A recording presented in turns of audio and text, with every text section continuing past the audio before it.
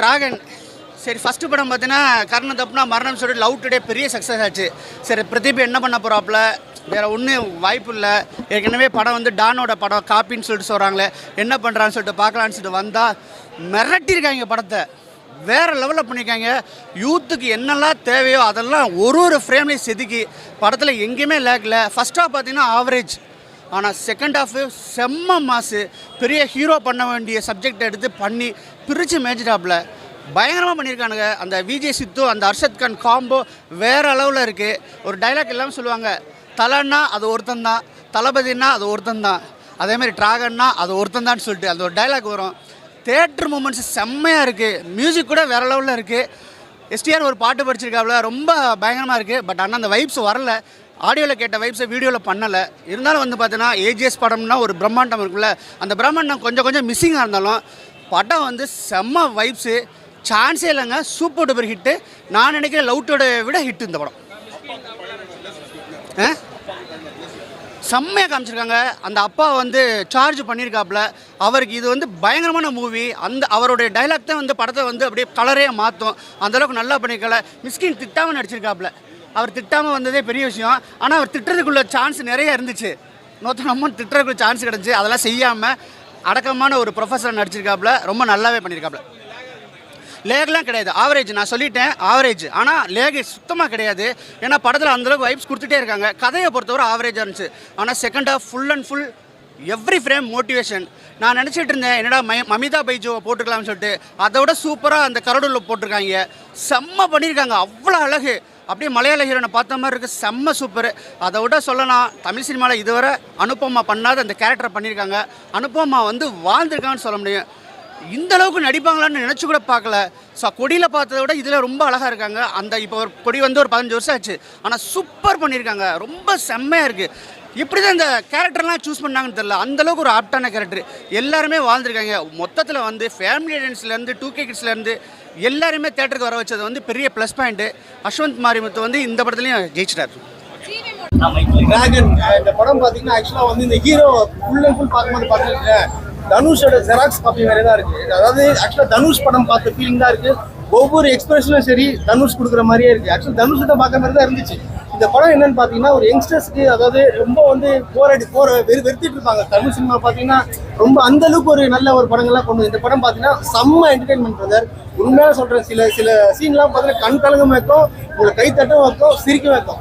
ஆக்சுவலாக வந்து இந்த படம் பார்த்து வெளியே வந்து போயிருப்பே எனக்கு வந்து எஸ்டிஆர் படம் வந்து தான் ஞாபகம் வருது. எஸ்டிஆர் படம் வரப்போகுது.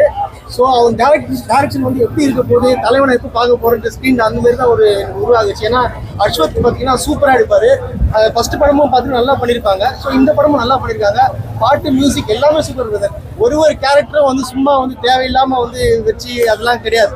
எது தேவையோ கேரக்டர் போட்டு சூப்பராக பண்ணியிருக்காங்க. மியூசிக் வைஸ் சூப்பர், பிரமாதம், நல்ல படம், குட் என்டர்டைனர். அவ்வளோதான். நல்லா ஆக்சுவலா தமிழ் சினிமா இண்டஸ்ட்ரியில பாத்தீங்கன்னா கொஞ்ச நாளாவே மூவிஸ்லாம் வந்து ரொம்ப நம்மளுக்கு சாட்டிஸ்ஃபை பண்ற மூவிஸ் வந்து நிறைய வரல. இந்த படம் வந்து பாத்தீங்கன்னா உங்களுக்கு வந்து காலேஜ் டேஸை வந்து எல்லாருக்கும் ரிமைண்ட் பண்ற மாதிரி ஒரு படமா எடுத்திருக்காங்க. உண்மையிலே ரொம்பவே வந்து அவங்க ரசிச்சு எடுத்திருக்காங்க. அந்த ரசிப்பை வந்து நம்மளுக்கும் ரசிக்க வச்சிருக்காங்க. படம் உண்மையிலே சூப்பரா இருக்கு. நான் வந்து எப்படா திருப்பி கிளம்பி காலேஜுக்கு போயிடலாமா அப்படின்ற மாதிரி ஒரு எண்ணோட்டத்தை படம் பார்க்குற எல்லாருக்குமே வர வைக்கிறாங்க. அதுவும் நம்மளுக்கு வந்து அந்த லைஃப்ன்றது வந்து ஸ்கூலுக்கு அப்புறமா காலேஜுக்கு அப்புறமா வேலைக்கு போயிட்டா அவ்வளவுதான், வேலைக்கு அப்புறமா கல்யாணம் போயிடும். ஆனா இந்த படத்துல வந்து ஒரு ட்விஸ்டை ஏற்படுத்தி ஸ்கூலுக்கு அப்புறமா காலேஜுக்கு அப்புறமா வேலைக்கு அப்புறமா திருப்பி காலேஜ் அப்படின்ற ஒரு புது கான்செப்ட் எடுத்துட்டு வந்திருக்காங்க. நான் ஆக்சுவலா ஃபர்ஸ்ட் ஹாஃப்ல வந்து கொஞ்சம் பயந்துட்டேன், எங்கடா ஸ்டூடெண்ட்ஸ் வந்து தப்பா நேவிகேட் பண்ணிடுறாங்களோ, இந்த அரியர்ஸை வச்சும் முன்னேறிடலாம் அப்படின்ற மாதிரி கதையை எடுத்துட்டு போயிடுவாங்களோன்னு பயந்தேன். பட் அதை வந்து அப்படியே டைவர்ட் பண்ணி செகண்ட் ஹாஃப்ல வந்து இல்ல, திருப்பியும் நம்ம பண்ண தப்ப நம்ம திருத்தி ஆகணும்னு அந்த பேக் டு காலேஜ் லைஃப் எடுத்துட்டு போறதுலாம் ரொம்பவே நல்லா எடுத்திருக்காங்க. கதை அருமையான கதை. டிரெக்டர் வந்து ஒவ்வொரு சீனும் வந்து எப்படி எடுத்துட்டு போகணும், ஸ்கிரீன் பிளே எப்படி வந்து இந்த யூத்துக்கு தரணும், ஃபேமிலி ஆடியன்ஸும் லைக் பண்ணி பார்க்கணும், இதுல வந்து நல்லா கான்சென்ட்ரேட் பண்ணியிருக்காரு. அதே மாதிரி மிஸ்கினோட ரோலுங்க உண்மையிலே இப்போ வந்து சமீப காலத்து கான்ட்ரோவர்ஷியல் சப்ஜெக்ட் யாருன்னு பாத்தீங்கன்னா மிஸ்கின். ஆனா அந்த மிஸ்கினை வச்சு ஒரு அருமையா படத்தை டிராஃப்ட் பண்ணி அவர் மெயின் ரோல், ஆக்சுவலா ஹீரோ என்ன மாதிரி மெயின் ரோலோ அதே மாதிரிதான் மிஸ்கினும் சரியான ரோலு. இன்றைய காலத்து இளைஞர்களுக்கு தேவையான ப்ரொஃபசர் யாருன்னா மிஷ்கின் மாதிரி ப்ரொஃபசர்கள் தான். Really hats off to the entire team. ரொம்ப கலர்ஃபுல்லா இருக்கு படம் பார்க்க. நல்லா பிரைட்டா அங்கங்க வந்து கேர்ள்ஸ் எல்லாம் போட்டு பாய்ஸ் லைக் பண்ற மாதிரி கேர்ள்ஸ் எல்லாம் போட்டு அழகா ரிலாக்ஸேஷனா உங்களுக்கு ஒன்னும் பல்கராவும் எடுத்துட்டு போல சூப்பரா கலர்ஃபுல்லா எடுத்துட்டு போய் அழகா க்ளோஸ் பண்ணிருக்காங்க. இந்த வருஷத்துக்கு ஒரு நல்ல என்டர்டெயின்மெண்ட் படமா கண்டிப்பா இந்த படம் இருக்கும். நல்லாவே இருக்கு. லவ் டுடே எப்படி இருந்துச்சோ அதை விட இது ஒரு மடங்கு எக்ஸ்ட்ராவே இருக்கு அப்படின்னு சொல்லலாம். Hats off to the entire team. சூப்பரா இருக்கு. சூப்பரா புரியல. இல்ல அந்த மாதிரிலாம் சிவகார்த்திகேயன் தான் அந்த அது காலேஜ் லைஃப் தான். பட் இது ஒரு ஸ்டெப் வேற மாதிரி டைவர்ட் ஆகி போறனால டானோட கம்பேர் பண்ண தேவையில்ல. திஸ் இஸ் கம்ப்ளீட்லி டிஃபரெண்ட் தான். நல்லா இருக்கு. சூப்பரா இருக்கு. அந்த லவ் ஸ்டோரி விஜய் சித்துலாம் வராரு. சோ கே ரவிக்குமார் சார் இருக்காரு. நிறைய டீம்ஸ் உள்ள இருக்கிறனால ஒவ்வொரு சீனுக்கும் உங்களை கைத்தட்ட வச்சிருக்காங்க. சூப்பரா எடுத்திருக்காங்க. கதை நல்லா இருந்தா படம் நல்லா தான் இருக்கும். இது கதை நல்லா இருக்கு, அதனால படம் நல்லா இருக்கு. கதையே ஒன்றும் இல்லாம நான் 400 கோடி 500 கோடி போட்டு படத்தை மட்டும் தான் எடுப்பேன் அப்படின்னும் போதுதான் நல்லா இருக்காது. கதை நல்லா இருக்கு. காஸ்ட் அண்ட் க்ரூ அருமையா செலக்ட் பண்ணிருக்காங்க. ஒவ்வொரு கேரக்டர்ஸும் நெயில் பண்ணி அதுக்கான சீன்ஸை கொடுத்துருக்காங்க. இம்பார்ட்டன்ட் கேரக்டர்ஸ்லாம் இப்போ விஜய் சித்துலாம் வரனால அவர் ஆடியன்ஸ் உள்ள வந்து பார்ப்பாங்க. ஸோ இந்த மாதிரி சில கேரக்டர்ஸை சூஸ் பண்ணி போட்டனால படம் பிரதீப் ரங்கநாதனுக்கு வர ஃபேன்ஸ், அதை தாண்டி விஜய் சித்துக்கு வர ஃபேன்ஸ், அதை தாண்டி அங்கங்க பிஸ்கினுக்குலாம் வர ஃபேன்ஸ் வரும்போது எல்லா சீனுக்கும் கைத்தட்டல் கன்ஃபார்ம். சூப்பரா இருக்கு. சீரியஸா சொல்றேன், சூப்பரா இருக்கு. நீங்க போய் பாருங்க. நாங்க ஸ்பாயில் பண்ண விரும்பல, தயவு செஞ்சு போய் பாருங்க. படம் பாருங்க, சூப்பரா இருக்கு. ஸ்டோரி பொறுத்த வரைக்கும் அடுத்தவங்களை ஏமாத்திட்டு பொழைக்க கூடாது, அது நீடிக்காது.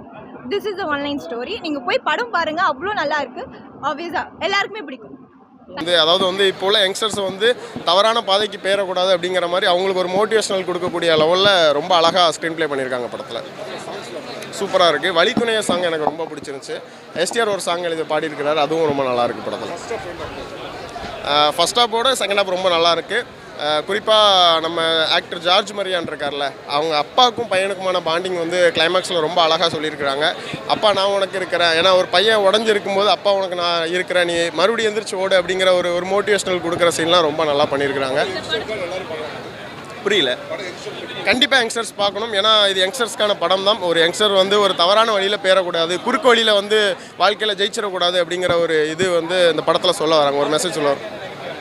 நெகட்டிவ்னு எதுவுமே இல்லைங்க. ரொம்ப நல்ல படம். கண்டிப்பாக ஃபேமிலியோடு பாருங்கள். குறிப்பாக பசங்க எல்லாருமே பாருங்கள், உங்களுக்கு கண்டிப்பாக பிடிக்கும்.